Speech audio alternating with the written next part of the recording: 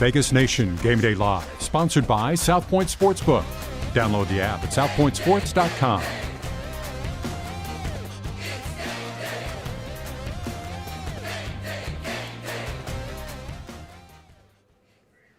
Game day, welcome to Vegas Nation Game Day Live. Thank you so much for joining us. Leandre Fox here in the Las Vegas Review-Journal studio. The Raiders are back home after winning in Dallas on Thanksgiving. They will be taking on the Washington football team here in just about 90 minutes. Our crew is at Allegiant Stadium for this afternoon's game, so we'll send it out to Vegas Nation's Cassie Soto, who is standing by with Review-Journal sports writer Sam Gordon. Go ahead and take it away, Cass.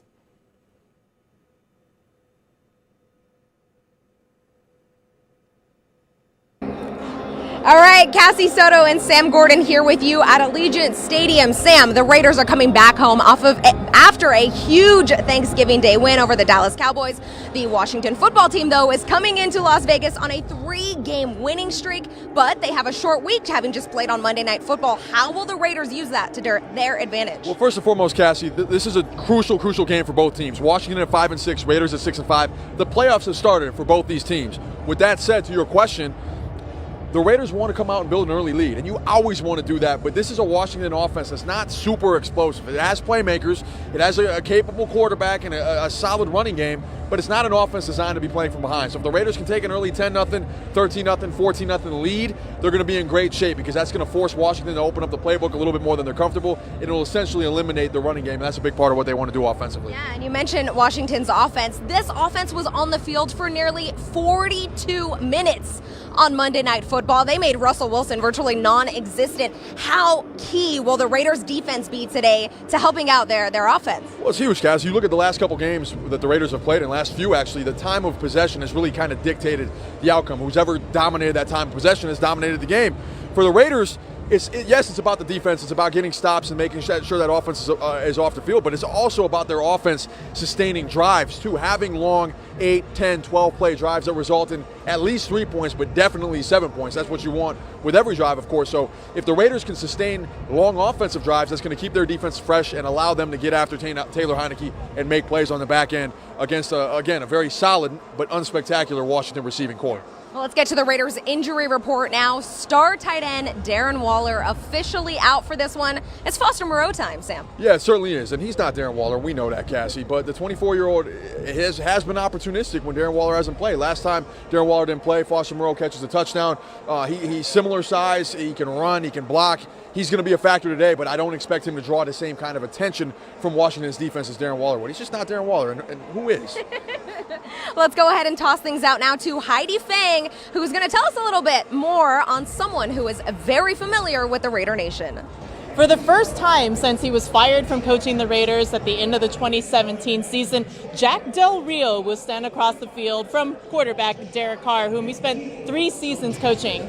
Much has been made of the Carr and Del Rio matchup. In fact, there may have been more talk about the two than there has been about football team facing the Raiders. Carr has had 5 head coaches since becoming the Raiders quarterback, and again spent 3 seasons with Del Rio, so it's fair to say Del Rio will know Carr's tendencies. As the defensive coordinator for Washington football team, expect him to dial up some schemes that will make Carr uncomfortable. Here's a fun fact, as pointed out by our own Ed Graney. The Raiders are 6-0 this season when Derek Carr throws for at least 300 yards and have averaged 32 points in those games. They're 0-5 when he doesn't. In the past 5 games, Washington football team have only allowed 18.8 points per game on average, and no one has scored more than 30 points on their defense since they faced the Chiefs in Week 6. In their last 5 games, only one quarterback has gone for over 300 yards against the Washington football team, and that was Aaron Rodgers. So can Jack Del Rio dial up the correct scheme that will stop Derek Carr in his tracks? We shall see. Now out to Kevin Cannon with the fans in the tailgate. Hi, everybody. Today, the Raiders are playing a team with no name, so we thought it'd be fun to ask fans what we should call the Washington football team. We're not going to call them the Las Vegas football team, are we? So what do you think? What should we call the Washington football team? Keeping it clean and respectful. I would say Deadskins, but we'll go with the Red Wolves. Red Wolves, okay, the defensive line from the 70s, right? Yeah. Okay, Red Wolves. What do you think, Raider Reader? What should we call the Washington football team? I say we call them the Hogs. Okay, the Hogs. You've heard it. Raider Happy, what should we call the Washington football team? I think we should call it the Washington. Keeping it clean. I know, I don't even have a name for them. Okay, what should we call the Washington football team? Washington politicians. Politicians, I like that, yeah. Okay. Any ideas? What should we call the Washington football team? So for today, we're going to call them the Washington Losers. For today, okay. Any other ideas? What should we call the Washington football team? How about the Offended? The Offended, okay.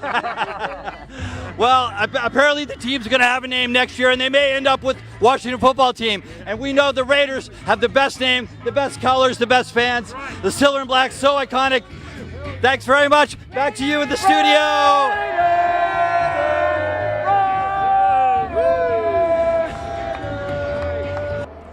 Cassie Soto and Sam Gordon back with you here inside of Allegiant Stadium. Sam, I know Heidi mentioned this in her package just a second ago, and you mentioned it in our Game Day show earlier this week, but we have to reiterate this. Derek Carr and the Raiders are 6-0 when Carr passes for over 300 yards and 0-5 when he does not reach that mark. How crucial will the passing game be today and, of course, moving forward? It's been everything for the Raiders this year, Cassie, and they just haven't not been able to get their running game going the way they wanted it to, and frankly, it's okay because Derek Carr knows victories, has been able to do enough offensively, pushing the ball down the field, getting in a rhythm with some short completions. I expect the Raiders to employ a similar game plan, and just like last week against the Dallas Cowboys, once your passing game is in rhythm, then you can run the ball.